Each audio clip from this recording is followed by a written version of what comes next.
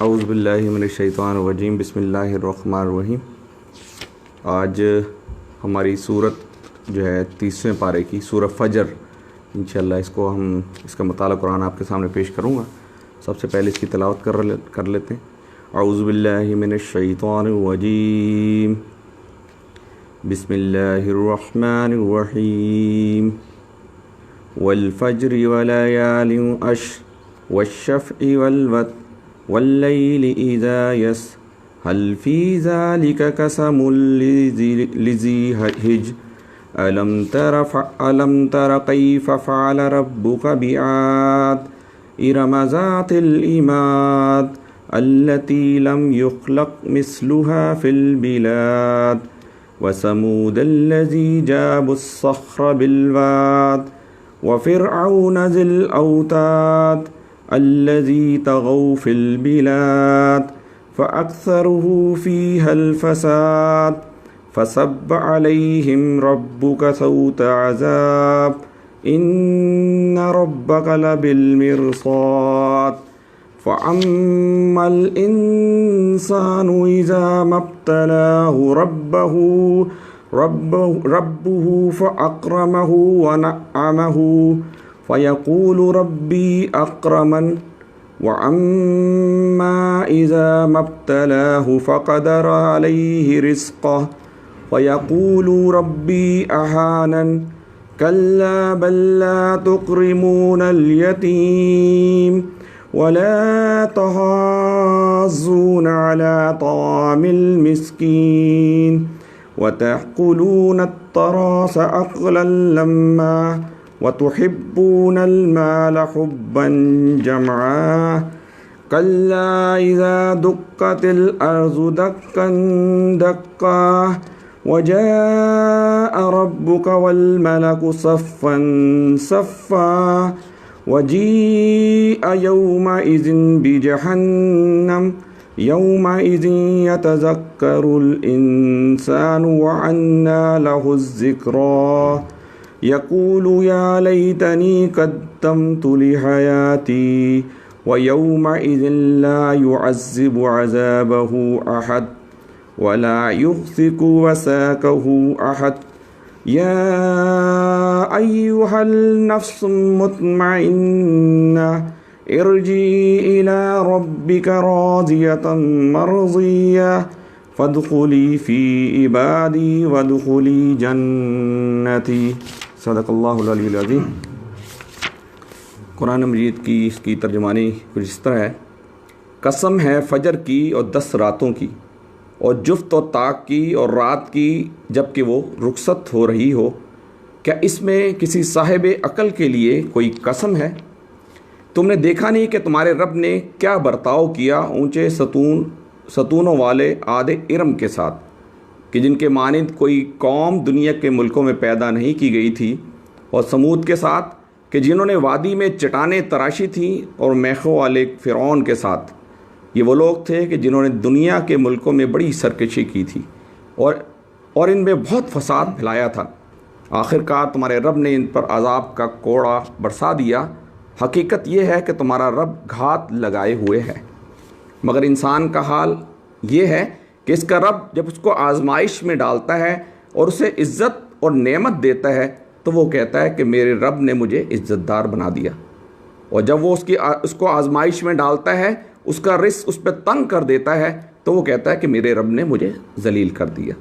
हरगिज़ नहीं, बल्कि तुम यतीम से इज़्ज़त का सलूक नहीं करते, मिस्कीन को खाना खिलाने पर एक दूसरे को नहीं उकसाते, और मीरास का सारा माल समेट कर खा जाते हो, और माल की मोहब्बत में बुरी तरह मुब्तला हो।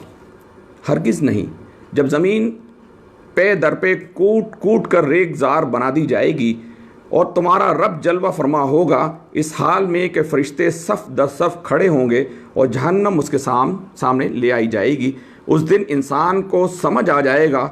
इस वक्त उसके समझने का क्या हासिल? वो कहेगा काश मैंने अपनी ज़िंदगी के लिए कुछ पेशगी सामान किया होता। फिर उस दिन अल्लाह जो अज़ाब देगा वैसा अज़ाब देने वाला कोई नहीं, और अल्लाह जैसा बांधेगा वैसे बांधने वाला कोई नहीं। और दूसरी तरफ इशारा होगा, ए नफ्स मुतमईन, चल अपने रब की तरफ इस हाल में कि तू अपने नेक इंजाम से खुश और अपने रब के नज़दीक पसंदीदा है, और शामिल हो जा मेरे नेक बंदों में और दाखिल हो जा मेरी जन्नत में। रब्बी शरह ली सदरी व यस्सिर ली अमरी वहलुल उक़दतम मिन लिसानी यफ़क़हू क़ौली। अज़ीज़ान गिरामी, कुरान मजीद की ये सूरत फ़जर मैंने आपके सामने तिलावत की और उसका तर्जुमे का शर्फ़ हासिल किया। इस सूरह फ़जर जो है ये अमूमन बाज़ औक़ात फ़जर की नमाज में भी पढ़ी जाती है। इसके अंदर इसकी सबसे पहले मैं आपके सामने चंद चीज़ें रख दूँ। इसका जो मौजू और मज़मून जो कि हमारे पीछे बोर्ड पे भी लिखा हुआ है, वो आखिरत की जज़ा और सज़ा का इस बात, क्योंकि मुशरिकीन मक्का जो है वो आखिरत को, आपको मैं बारहा पहले बता चुका हूँ कि तौहीद के इनकारी थे, आखिरत के इनकारी थे और रिसालत के इनकारी थे। हम पहले पढ़ चुके हैं कि वो अल्लाह को तो मानते थे, अल्लाह को एक नहीं मानते थे। अल्लाह को तो मानते थे, वो कहते थे लात, मनात, उज़्ज़ा, ये देवियाँ, ये देवता, ये जो खाना काबा के अंदर 365 बुत जो हमने बना के रखे हुए थे, तो अल्लाह को तो मानते थे, लेकिन वो कहते थे कि ये बुत भी जो हैं ये अल्लाह के शरीक हैं, और जो अल्लाह ताला ये बुत हमारी सिफारिश करते हैं उस रब से कि जो कि रब्बुल आलमीन है। अल्लाह को एक मानते थे, अल्लाह को एक नहीं मानते, तो कहते हैं इस दुनिया का खालिक, मालिक, परदा ऊपर बैठा हुआ है, लेकिन उसके अलावा ये बुत भी हैं। तो वो इस उनके दरमियान ये अकीदा बिल्कुल खालिस नहीं था। तो यहाँ फजर के अंदर वो जो आखिरत का इनकार करने लोग थे, उनके लिए कुछ निशानियाँ जो है यहाँ पर बताई जा रही हैं। तो यहाँ पर सबसे पहले जो है ये अल्लाह ताला ने कुछ निशानियाँ अपनी बताई हैं। कुरान मजीद का बड़ा ज़बरदस्त एक असलूब है कि अल्लाह ताला जब कसम खाते हैं तो जवाब कसम के तौर पर जिन चीज़ों की कसम खाई जा रही है, जवाब कसम के तौर पर उन चीज़ों को आगे बयान कर दिया जाता है कि कसम क्यों खाई जाए। लेकिन यहाँ पर अल्लाह ताला ने एक कसम खाकर फिर आगे जवाब कसम के तौर पर दोबारा कसम खाई है चंद चीज़ों की। वो हम इंशाअल्लाह जब उसको आयत वाइज लेके चलेंगे तो उसके अंदर उन चीज़ों का जवाब आ जाएगा। तो ये जो पहले ये था कि अल्लाह ताला ने पहले ही चंद चीज़ों की, 4 चीज़ों की कसम खाई। ये हम थोड़ा सा मैं कंक्लूड करूँ, फिर हम आगे चल के चलेंगे कि अल्लाह ताला ने 4-5 चीज़ों की कसम खाने के बाद उन 3 बड़ी बड़ी कौमें, कौम आद, कौम समूद और ये जो फ़िरौन की कौम था, इसका तस्करा करके बताया जा रहा है कि अक़वाम आलम के अंदर पहले भी जिन लोगों ने अल्लाह ताला के फ़रामीन का इनकार किया, पहले भी जिन लोगों ने अल्लाह ताला के अंबिया का इनकार किया, पहले भी जिन लोगों ने अल्लाह के अहकामात के मुनाफी काम किया, उनका अंजाम क्या हुआ कि उनकी मेरी जो पकड़ थी बड़ी सख्त पकड़ थी, मेरी जो गिरफ्त थी बड़ी सख्त गिरफ्त थी, कि जिसके नतीजे के अंदर बड़ी बड़ी कौमें, एम्पायर, बड़े बड़े सल्तनतें, बड़े बड़े रोमन एम्पायर, ये ऑटोमन एम्पायर, या फिर ये जो हमारा ईरान के अंदर बड़े ये सल्तनत गुजरी, बड़ी बड़ी सल्तनतें ख़त्म हो गई। कौम आद, कौम समूद का जो 3 कौमों का तस्करा हम आगे इंशाल्लाह जब आएगा तो उसको पढ़ेंगे। उसके बाद अल्लाह ताला आखिर में बताते हैं कि ये जब इसके बाद चंद चीज़ों का तस्करा किया, यतीम और मिस्कीन के हवाले से तस्करा किया।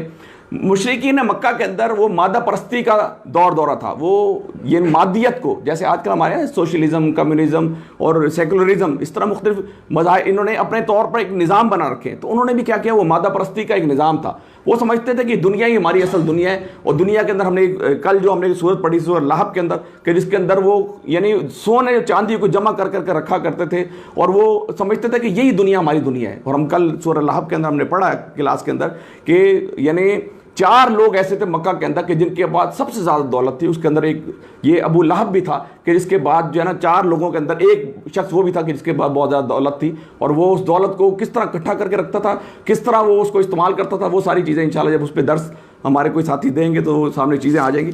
अब हम इसको आयत वार लेके चलते हैं। सबसे पहले अल्लाह ताला यहाँ फरमा रहे कि वल फज वलयालिन अश वशफ़ वल वत।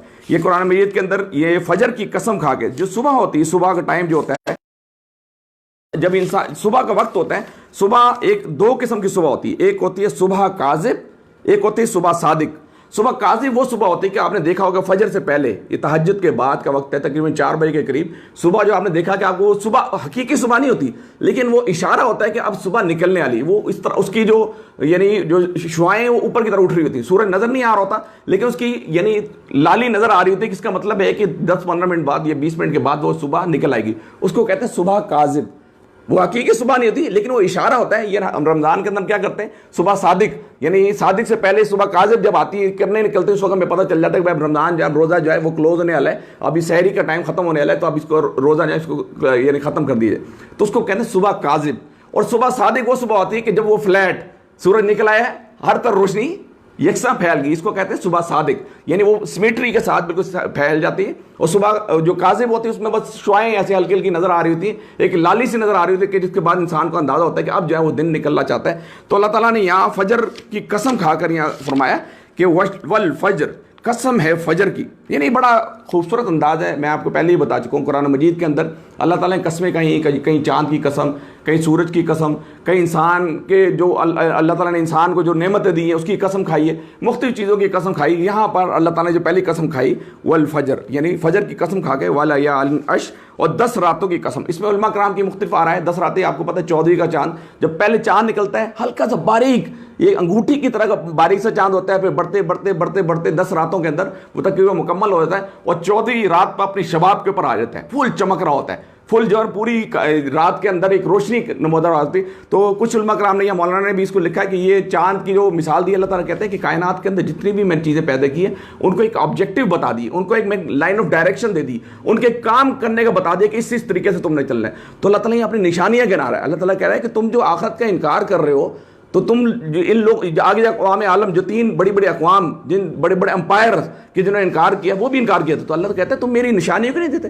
कैसे रात का अंधेरा है, रात के अंधेरे में जब यानी पौ फूटती है, फजर निकलती है, दिन का उजाला हो जाता है, कि दिन के उजाले के अंदर भी काम करते हैं। तो फजर की कसम खाने के बाद अल्लाह ताला ने उस 10 रातों की कसम खाई। 10 रातों के अंदर कुछ उलमा कराम की राय है कि ये 10 रातें वो रातें कि जो कि हज के दौरान जो होती हैं, ठीक है, जिलहज्जा के दौरान होती है, 9वीं या 10वीं की रात बड़ी इंपॉर्टेंट होती है, कि जिसमें अरफा, योम अरफा के दिन जो है वो जो लोग वहाँ मैदान अरफात के अंदर मौजूद होते हैं और जो दुआ मांगते हैं वो दुआ कबूल की जाती है।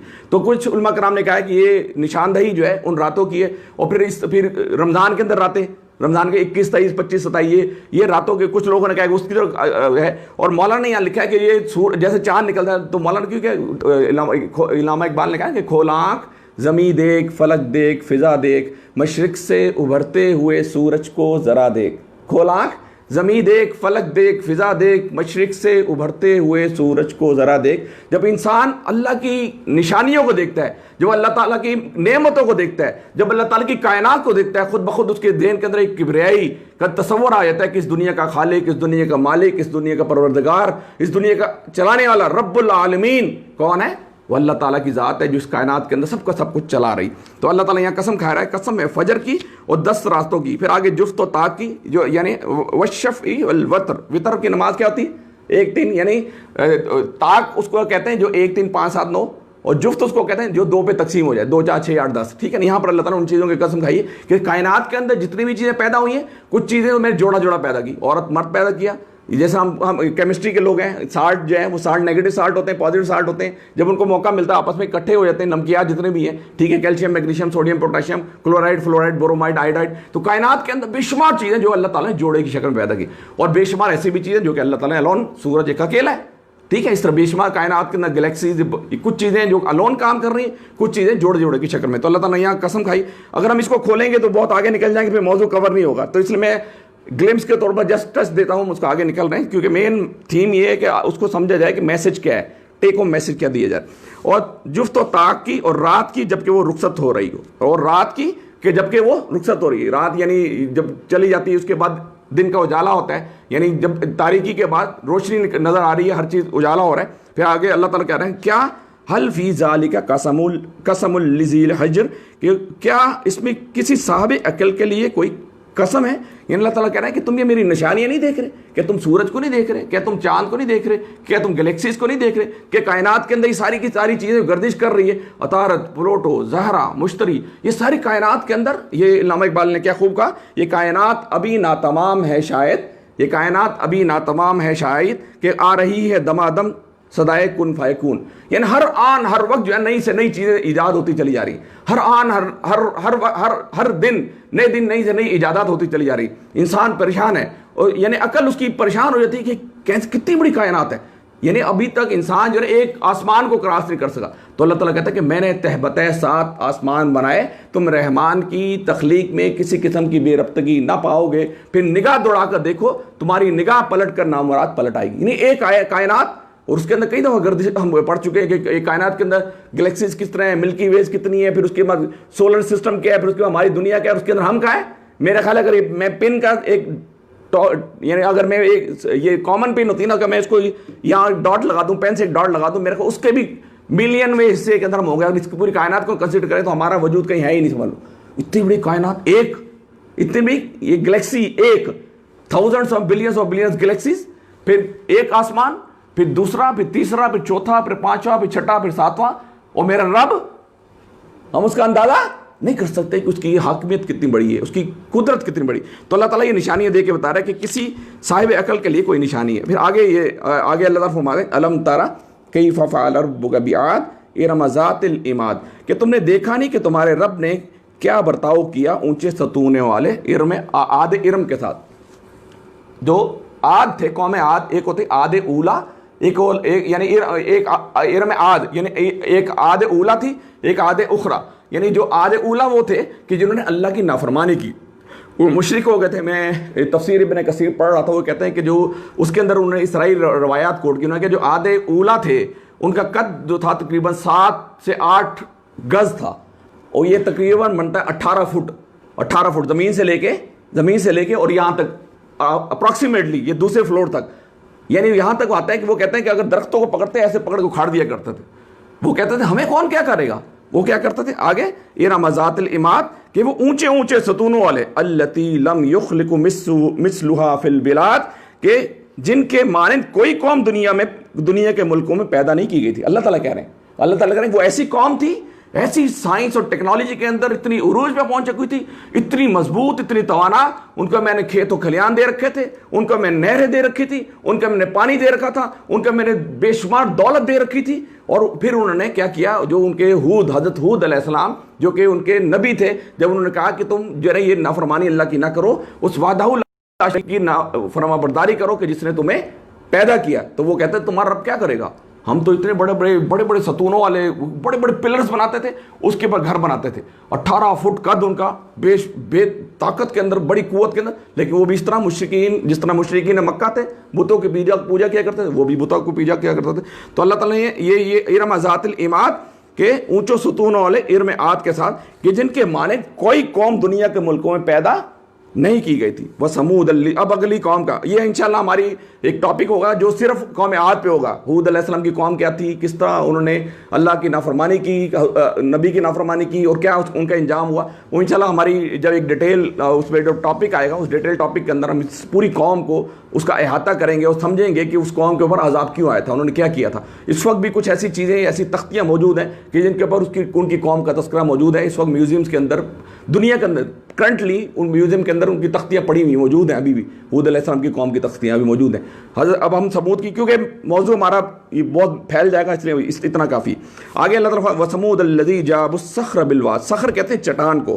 फिर आगे कहते हैं समूद के साथ, यानी जो कौम आद ने जब नाफरमानी की ना, तो उनके ऊपर अजाब आया। पहले ही कौम नबी मेहरबान सल्लल्लाहु अलैहि वसल्लम से पहले जितनी भी कौमें आती थी, उनको जब हदायत की जब अल्लाह उस दौर के नबी जब उनको बताते थे और वो हदायत नहीं मानते थे, अगर वो कौम कहती थी कोई मौजज़ा ले आओ, और मौजज़ा लाने के बाद भी जब वो इनकारी करती थी, तो अल्लाह ताला उस कौम को सफास्ती से मिटा दिया करते थे। ये जो आदे इरम थी ना, जो जिनके ऊपर अजाब आया था, उसके बाद जो लोग बच गए थे सामी नस्ल से थे। कौम आद और कौम समूद जो कौम थी, हज़रत बड़ा सैलाब आया, और सैलाब आने के बाद जब वो सैलाब ख़त्म, यानी वो ख़त्म हो गया, तो उसके बाद जो उनके बच्चे साम, हाम और याफिस 3 बेटे थे कि जिनसे ये नस्ल चली।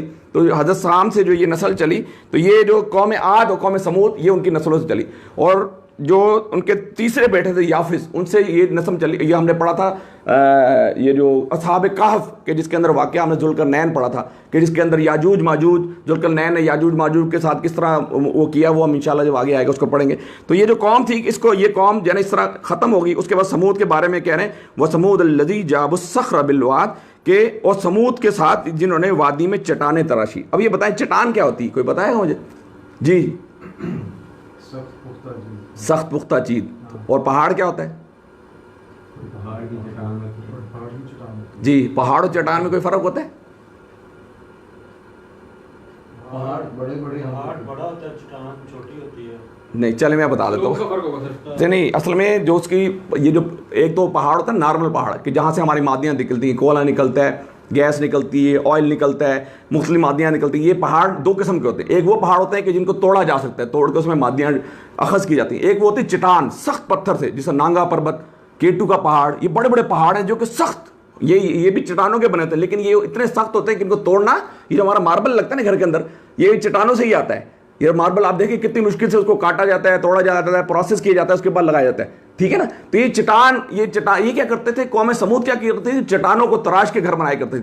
अब कौम समूद जो थी वो पहले घर बनाती थी मिट्टी के, उनकी उम्रें होती थी 600, 700, 700, 750, 850 साल तक रवायात के अंदर मिलती। अब 850 साल उनकी उम्रें होती थी, उनकी उम्र के अंदर ही कई दफ़ा उनको घर बनाने पड़ते थे। उन्होंने कहा कि भाई ये अजीब मुश्किल है, ये तो हम घर बनाते ख़त्म होते हैं। उन्हें आखिर मेहनत कर करके वो जनाब वो पहाड़ों के अंदर घर बनाना, सख्त चट्टानों के अंदर घर बनाने शुरू कर दिए। और आज भी ये अरब खलीज के अंदर, सऊदी अरब के अंदर भी घर हैं हमारे।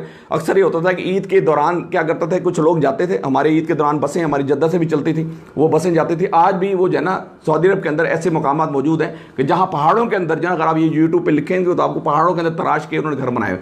तो वो कहते थे ये जो थे ना हज़रत सालेह अलैहिस्सलाम, उन्होंने मौजज़ा मांगा था, वो भी मुशरिक थे और वो नबी को नहीं मानते थे। और हज़रत सालेह अलैहिस्सलाम का जो सिनेरियो है ना, सेम पैटर्न वो हज़रत नबी अकरम सल्लल्लाहु अलैहि वसल्लम के साथ भी मिलता है। और हज़रत सालेह अलैहिस्सलाम के साथ भी वही चीज़ें हो रही थी जो अल्लाह के नबी के साथ हो रही थी। तो कई जगह पे अल्लाह के नबी को बताया गया कि तुम परेशान ना हो, तुमसे पहले भी जो नबी गुजरे हैं उनके साथ भी होता था, उनको भी कत्ल करने की साजिश होती थी, प्लानिंग होती थी, उनको ख़त्म किया जाता। ये जब इंशाअल्लाह डिटेल जब हम पढ़ेंगे हज़रत सालेह अलैहिस्सलाम का वाक़या और कौम समूद का वाक़या, तो उसमें हम इनको डिटेल देख लेंगे। तो ये इसको व समूद लज़ी जाबुस्सख्र बिलवाद, सखर कहते हैं चट्टान को। अब चट्टान और पहाड़ में फर्क पड़ता चल गया। चट्टान भी यानी पहाड़ों के अंदर, यानी वो पहाड़ जो कि सख्त सॉलिड होते हैं वो होते हैं चट्टान, वो चट्टानों के माने। तो ये क्या करते थे, ये बिलवाद, वादी किसको कहते हैं, ये आगे ना जाबुस्सख्र बिलवाद, वो क्या करते थे, वादियों में चट्टाने तराश कर घर बनाया करते थे। वादी किसको कहते हैं, हाँ, जो पहाड़ों के दरमियान जो जगह होती थी उसको वादी कहते हैं, कि चारों तरफ बड़े बड़े पहाड़ हैं, उसके दरमियान भी छोटे छोटे पहाड़ हैं, उसके अंदर तराश के घर बनाया करते थे, ठीक है ना। तो अब ये यहाँ पर ये पता वसमूद लज़ी जाबुस्सख्र बिलवाद, समूद के साथ कि जिन्होंने वादी में चट्टाने तराशी हुई थी। फिर आगे अब तीसरी कौम का तस्करा हो रहा है। ये कौमें इंशाल्लाह हम जब आगे जाएंगे तो कभी एक टॉपिक इसको एज इट इज पकड़ेंगे तो उसको लेके आगे चलेंगे। फिर आगे अल्लाह ताला वफ़िरऔन ज़िल औताद, और मीखों वाले फ़िरौन के साथ। मीख कहते हैं, ये जो औताद होता है ना, ये इससे लफ्ज़ निकला वतद से निकला लफ्ज़। वतद कहते हैं उर्दू में कील को। वतद किसको कहते हैं, कील को। तो ये वो कहते हैं वफ़िरऔन ज़िल औताद, कि वो मेखों वाले फ़िरौन के साथ। वो मेखों वाले फ़िरौन, मौलाना ने लिखा है कि ये 2-3 इसकी इन्होंने तशरीह की है कि या तो उनकी फोर्सेस इतनी ज़्यादा थी कि वो खैमे लगाया करते थे, खैमों के लिए जो कील लगाए जाते थे, अल्लाह ताला ने उसको तशबीह दी है। या फिर ये कि वो जो जुल्म किया करते थे फ़िरौन के लोग वो अपनी कौम के ऊपर वो लोगों को ऐसे हाथों में मेखे वो गाड़ दिया करते थे, कील गाड़ दिया करते थे। या तो उस तरफ अल्लाह ताला का इशारा है, या फिर ये कि जो उनका जो एम्पायर बना हुआ है, वो जो क्या कहते हैं, जिसको हम क्या, वो जो उनका जो जिसको वो एहराम मिस्र जिसको कहते हैं, ठीक है। ये जो वैली दरियाफ्त हुई थी, किंग्स वैली, जिसको हम किंग्स वैली कहते हैं, बादशाहों का जो वैली दरियाफ्त हुई है, बड़े बड़े सतूनों वाले 3-4 सतून, या तो अल्लाह ताला का उस तरफ इशारा है। तो अल्लाह ताला यहाँ पर ये बता रहे हैं मेखों वाले फ़िरौन के साथ। ये वो लोग थे कि जिन्होंने मुल्कों में बड़ी सरकशी की थी। ये वो लोग थे कि जिन्होंने अक्सरू फी हल फसाद, कि जिन्होंने दुनिया में बड़ी सरकशी की थी और इनमें बड़ा फिसाद फैलाया था।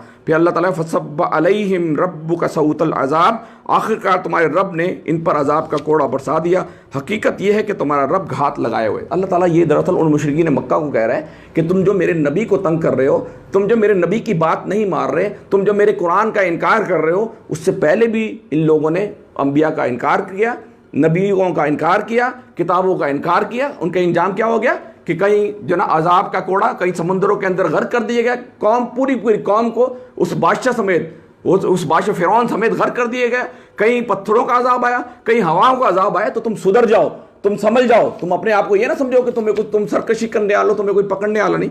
तो अल्लाह ताला यहाँ पर यही फरमा रहे आगे, इन्ना रब्बका लबिल मिरसाद, हकीकत यह है कि तुम्हारा रब जो है बड़ा घात लगाए हुए है। आगे अम्मल इंसान इज़ा मब्तलाहु रब्बुहु फ़अक्रमहु वनअमहु फ़यक़ूलु रब्बी अक्रमन, कि मगर इंसान का हाल ये कि इसका रब जब उसको आजमाइश में डालता है तो उसे इज़्ज़त और नेमत देता है। उसको जब आजमाइश में जाता है, अल्लाह ताला फरमाते हैं कि इंसान, अल्लाह ताला आजमाता है आपके जैसे, आपका जो बॉस होता है, अब वो बॉस आप देखता है कि मेरे पास ये 4-5 बंदे हैं, वो आपको मुख्तलिफ टास्क देगा, आजमाएगा कि इस टास्क के अंदर जो मैंने टास्क दिया है, जो गोल दिया है, कौन सा बंदा जो है मेरे उस गोल को जल्दी अचीव कर रहा है, मेरे काम को जल्दी, जो वो गोल को टारगेट को जल्दी अचीव करता है तो उसको अपना सबसे क्लोज उसको कहता है यार ये मेरा सबसे खास बंदा है। तो अल्लाह ताला कहते हैं कि जब मैं किसी को महबूब रखता हूँ, जब मैं किसी को पसंद करता हूँ, जब मैं किसी को अपने करीब करने चाहता हूँ तो उसको आजमाता हूँ। जैसे होता है ना वो जो आपके डायमंड होता है, जितना उसकी तराशखार होती है उतना उसकी वैल्यू बढ़ती चली जाती है। सोने को पहले पिघलाया जाता है, पिघलाने के बाद जब चीज़ बनाते हैं तो उसकी वैल्यू बढ़ जाती है। रॉ मटेरियल की कोई वैल्यू नहीं, उतनी वैल्यू नहीं जितनी इसकी तराशने के बाद है। तो अल्लाह ताला भी चाहता है कि मैं अपने बंदे को तराशूं। अल्लाह ताला यहाँ अभी कि कॉलोनी के अंदर 200-300 बंदे हैं, यहाँ क्यों 5 बंदों को लेकर आए? अल्लाह ताला आपको पसंद करते हैं, अल्लाह ताला आपको पसंद करते हैं। अल्लाह ताला चाहते हैं कि मेरे महबूब बंदे ला इन शकरतुम ला अज़ीदन्नकुम, जो मेरे महबूब बंदे होते हैं, जो मेरी शुक्रगुजारी करते हैं, उनको मैं मजीद दे देता हूँ, और जो मेरी काम को करने की कोशिश करते हैं मैं उनको अपने मजीद करीब कर लेता हूँ। तो अल्लाह ताला यहाँ पर यही कहते हैं कि जब मगर इंसान का हाल है कि जब इसका रब उसको आजमाइश में डालता है और उसे इज्जत और नेमत देता है तो वो कहता है कि मेरे रब ने मुझे इज्जतदार बना दिया। और जब वो उसको आजमाइश में डालता है, उसका रिस्क उस पर तंग कर देता है तो वो कहता है मेरे रब ने मुझे जलील दी। नहीं, अल्लाह ताला कहता है कि जब मैं उसको खुला देता हूँ तो बड़ा खुश होता है कि मेरे रब ने मुझे इज्जत दे दी, और जब मैं उसका तंग कर देता हूँ, उसका जो कुछ दिया होता है उसे ले लेता हूँ, तो अल्लाह कहता है यार अल्लाह ताला मैं तो तेरे लिए नमाज भी पढ़ता हूँ, मैं तो तेरे लिए कुरान भी पढ़ता हूँ, मैं तो ये भी करूँ, मेरे लिए आजमाइश है। इसलिए कि अल्लाह ताला आपको मजीद पॉलिश करना चाहता है, अल्लाह ताला मजीद अपने करीब करना चाहता है। इसलिए आपको हज़रत अली रज़ी अल्लाह ताला अन्हु से किसी ने क्या खूब सवाल किया, क्या है, हज़रत अली से पूछा कि ये बताइए कि मुझे कैसे मालूम होगा कि मुझे जो कोई मेरे से मेरा नुकसान हुआ है, ये मुझे गलती हुई है, अब मुझे बताएं कि मुझे कैसे पता चले कि अल्लाह ताला ने मुझे आजमाया है या मुझे पनिशमेंट मिली। तो हज़रत अली ने रज़ी अल्लाह ताला ने क्या खूब जवाब दिया कि अगर कोई गलती तुम्हें अपने रब के करीब कर दे तो इसका मतलब है ये तुम्हारी आजमाइश है। अगर कोई गलती तुम्हें अपने रब के मजीद करीब करे, तुम्हारा कोई नुकसान हुआ, कोई एक्सीडेंट हो गया, कोई लॉस हो गया, तुमने अपने रब को या अल्लाह तू कारसाज है, या अल्लाह तू कारसाज है, ये तू तेरी वजह से इन्ना लिल्लाहि व इन्ना इलैहि राजिऊन, बेशक जो चीज़ तूने दी थी तेरी तरफ जाने वाली है, तूने ले ली। तो जब इंसान अगर हो जाए इसका मतलब वो तेरी आजमाइश है, और कोई गलती, कोई आजमाइश, कोई नुकसान तुझे अल्लाह से दूर कर दे इसका मतलब वो तेरी पनिशमेंट थी, तो मजीद अल्लाह से दूर होता चले जा रहा है। तो अल्लाह की गुड बुक से निकल के यानी बैड लिस्ट में आता चले जा रहा है कि जिसके बाद अल्लाह ताला तुझे धुतकारता चले जा रहा है। तो ये यहाँ पर अल्लाह ताला ये कह रहा है कि इंसान का हाल ये है कि जब मैं उसको देता हूँ तो शुक्रगुजारी नहीं करता, यानी दूसरे को देखता है, और जब मैं उससे लेता हूँ तो मेरी नाफरमानी करना शुरू कर। फिर आगे अल्लाह ताला फरमा रहे कि हरगिज़ कल्ला बल्ला तुकरिमूनल यतीम, हरगिज़ नहीं बल्कि तुम यतीम से इज्जत का सलूक नहीं करते, और वला तहाज़ून अला तुआमिल मिस्कीन, और मिस्कीन को खाना खिलाने पर एक दूसरे को नहीं उकसाते, और मीरास का सारा माल समेट कर। वो मुशरिकीन मक्का में यह था कि वो यतीमों के साथ बुरा, हम अबू जहल का वाक़या पिछली क्लासेस में पढ़ चुके हैं। अबू जहल भी उसके पास भी एक बच्चा था कि जिसका माल उसने खा लिया था। फिर उसके बाद मुशरिकीन मक्का ने कहा कि यार तुम ऐसा को जाके नबी अकरम सल्लल्लाहु अलैहि वसल्लम को जाके कहो कि ये तुम्हें दिलवाएगा माल। वो बच्चा चले गया, उसको पता नहीं था कि ये मुशरिकीन मक्का तो प्लान करके बैठे हैं कि अबू जहल और नबी की लड़ाई हो। वो चला गया तो अल्लाह के नबी ने कहा चलो। जब वो अबू जहल के पास गए, अबू जहल ने जब वो नबी साहब को देखा और कहा अच्छा मैं लाता हूँ। वो मुशरिकीन मक्का पीछे खड़े हुए देख रहे तमाशे के, हो क्या है। वो अंदर गया, माल उठा के यतीम के बच्चे को देख के चले गए। तो जब ये नबी साहब चले गए तो आए, कहते यार तुम तो अजीब, तुमने क्या नबी ये मोहम्मद का दीन तुमने कबूल कर लिया? हमने तो उस बच्चे को इसलिए भेजा था कि तुम्हारी लड़ाई देखें। तुमने तो उसने कहा कि जो अल्लाह ये जो मोहम्मद मेरे पास आया तो मैंने देखा उसके साथ 2 हरबे खड़े हुए, उसके साथ ये नबी के साथ 2 हरबे खड़े हुए, और मैंने अगर कोई बात की तो मुझे चीर डालेंगे। नेज़े वाले हरबे जो है ना, वो नेज़े हरबा कहते हैं, नेज़े की तरह 2 बड़े सेहतमंद लोग खड़े हुए, अगर मैं कोई गलत बात करूंगा तो ये मुझे चीर फाड़ कर ख़त्म कर देंगे, ये मुझे मार देंगे। तो मैं तो उसके डर थे, मैं तो अल्लाह ताला के नबी, क्योंकि अल्लाह ताला की डायरेक्ट उनके ऊपर मदद थी, डायरेक्ट नुसरत थी, वहाँ नज़र साथ कोई था नहीं, लेकिन अल्लाह ताला ने फरिश्तों को वहाँ भेज दिया था। तो यहाँ पर ये यतीम क्या करते थे, वो यतीमों को माल खाया करते थे, यतीम को तंग किया। नबी मैंने फरमाया कि जो यतीम की सरपरस्ती करता है उसके सर पे हाथ फेरता है, उसके हाथ फेरने के जितने उसके बाल उसके हाथ के नीचे आते हैं उतने उसके गुनाह नेकियाँ लिख दी जाती हैं, उतने गुनाह उसके माफ़ कर दिए जाते हैं। और नबी मेहरबान फरमाया कि क़यामत वाले दिन जो है यतीम की सरपरस्ती करने वाला इस तरह होगा, मेरे साथ क़यामत वाले दिन इस तरह होगा। ये 2 उंगलियां तो इसके दरमियान कोई फासला नहीं, तो इस तरह होगा मेरे साथ जो यतीम की सरपरस्ती करेगा वो इस तरह होगा। तो यहाँ पर ये हरगिज़ नहीं बल्कि तुम यतीम से इज्जत का सलूक नहीं करते, और मिस्कीन को खाना खिलाने पर एक दूसरे को नहीं उकसाते, और मीरास का सारा माल समेट कर खा जाते हो, और माल की मोहब्बत में बुरी तरह मुब्तला हो। यानी माल की मोहब्बत, आज हम अगर अपना सिनेरियो देखें, अगर हम अपना देखें, हर बंदा जो है ना वो माल के चक्कर में लगा है। सूरत तकासुर अलहाकुमुत तकासुर हत्ता ज़ुरतुमुल मकाबिर कल्ला सौफ तअलमून सुम्मा कल्ला सौफ तअलमून, कि इंसान दुनिया की जुस्तजू के अंदर, दुनिया की तगोदो के अंदर इतना तेज़ी से भागता चले जा रहा है, उसको होश ही नहीं रहता, ख्याल ही नहीं आता। जब कब्र के करीब पहुंचता फिर कहता ओहो या अय्युहन नफ्स। अगली आयत में ये ज़बरदस्त कुरान के अंदर ये इसकी की गई है, जो अल्लाह के अल्लाह की तालीमात के मुताबिक अपनी ज़िंदगी को ढालते हैं, जो अल्लाह के अहकाम। उस वक्त में क्या था, मुशरिकीन मक्का भी ये किया करते, माल को जमा किया करते थे, माल को सेंध सेंध कर रखा करते थे।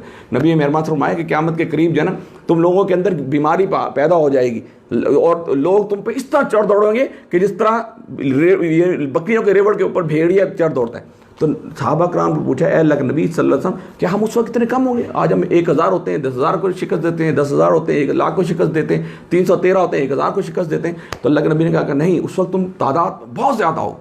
तो सहाबा कराम पूछे, अल्लाह के नबी फिर क्या होगा? अल्लाह के नबी कहा, तो तुम्हारे मुसलमानों के अंदर बीमारी पैदा हो जाएगी, वाहन की बीमारी। फिर सहाबा कराम ने पूछा कि अल्लाह के नबी, वो वाहन की बीमारी क्या होगी? नबी मेहरबान सल्लल्लाहु अलैहि वसल्लम के हुब्बुद दुनिया व कराहियतुल मौत, कि तुम दुनिया से मोहब्बत करने वाले बन जाओगे और मौत से नफरत करने वाले बन जाओ। तुम्हें होगा कि मौत मुझे आनी नहीं है। इंसान को भी ये पता हो ना कि मेरी एक ज़िंदगी का एक लम्हा भी मुझे पता नहीं है, मुझे ये ज़िंदगी। हज़रत अली रज़ी अल्लाह तआला अन्हु एक दफ़ा अपने नबी मेहरबान सल्लल्लाहु अलैहि वसल्लम के साथ बैठे होते हैं कमरे के अंदर, और हज़रत अली से पूछते हैं कि ए अली, तो अपनी ज़िंदगी पे कितना भरोसा है? हज़रत अली कहते हैं कि अल्लाह ने मुझे तो पता नहीं कि मैं यहाँ से बाहर निकल सकता हूँ। नबी मेहरबान सल्लल्लाहु अलैहि वसल्लम, देखिए कितने प्यारे नबी, कहते हैं ए अली, तुम्हें तो अपनी ज़िंदगी पे बड़ा भरोसा, मुझे तो ये पता नहीं आँख बंद करके, जब मुझे मालूम ही नहीं है कि मेरी ज़िंदगी का अगला लम्हा है कि नहीं है, और मैं जनाब हंसी मजाक मोबाइल पे 10-10 घंटे बैठ के बैठा हूँ, और यानी लग़वियात के अंदर पड़ा हूँ, टीवी पे बैठा हूँ, ड्रामे देखता चले जाऊँ। इसका मतलब है कि ये मैं गाफिल हूँ। गाफिल तुझे घड़ियाल ये देता है मुनादी, गाफिल तुझे घड़ियाल ये देता है मुनादी, गर्दून घड़ी उम्र की एक और घटा दी।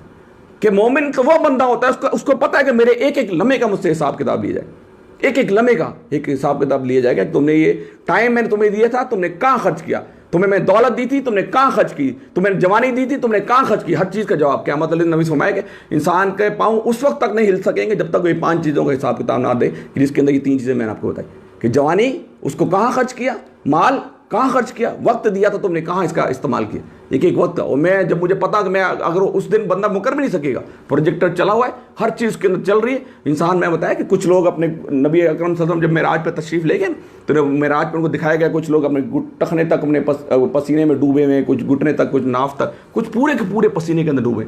नबी मेहरबान से पूछा, जिब्राइल इनका क्या माल?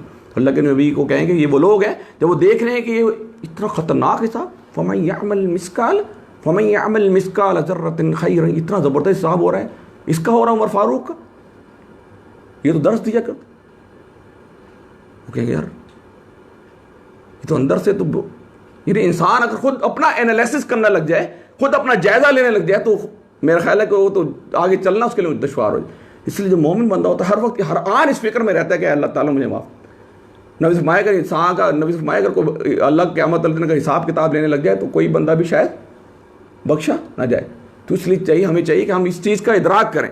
तो यहाँ पर आगे अल्लाह ताला फरमा रहे हैं कि हरगिज़ नहीं जब ज़मीन, अब यहाँ पर अल्लाह ताला आखिरत का बताया जा रहा है, क़यामत का मंजर, कि हरगिज़ नहीं जब ज़मीन पे दर पे कूट कूट कर रेगज़ार बना दी जाएगी और तुम्हारा रब जलवा फरमा होगा और हर हाल में फरिश्ते सफ़ दर सफ़ खड़े होंगे। क़यामत का मंजर है, फरिश्ते खड़े हुए, और जहन्नम उस रोज़ सामने लाई जाएगी, जहन्नम उस रोज़ सामने लाई जाएगी। उस दिन इंसान को समझ आ जाएगा कि इस वक्त उसके समझने का क्या हासिल। अल्लाह ताला फरमाया कि उस वक्त क्या समझने का हासिल, कि वो कहेगा यार मैं तो इसको ऐसे ही समझता था। नबी अकरम फरमाया कि कुछ लोग दुनिया के अंदर ऐसे भी हैं कि अगर कोई किसी से बात करना चाहे तो उनसे कोई बात करने को तैयार ना हो, और वो किसी से कोई चीज़ मांगे तो कोई देने को तैयार ना हो, और कहीं रिश्ते की बात करने कोई रिश्ता देने को तैयार ना हो। लेकिन वो अल्लाह के इतने मुकर्रब बंदे होते हैं कि अगर वो किसी बात पर कसम खा बैठे तो अल्लाह ताला उनकी कसम को पूरा करता है, अल्लाह ताला उनकी कसम को पूरा करता है। यहाँ पर अल्लाह ताला यही फरमा रहे हैं कि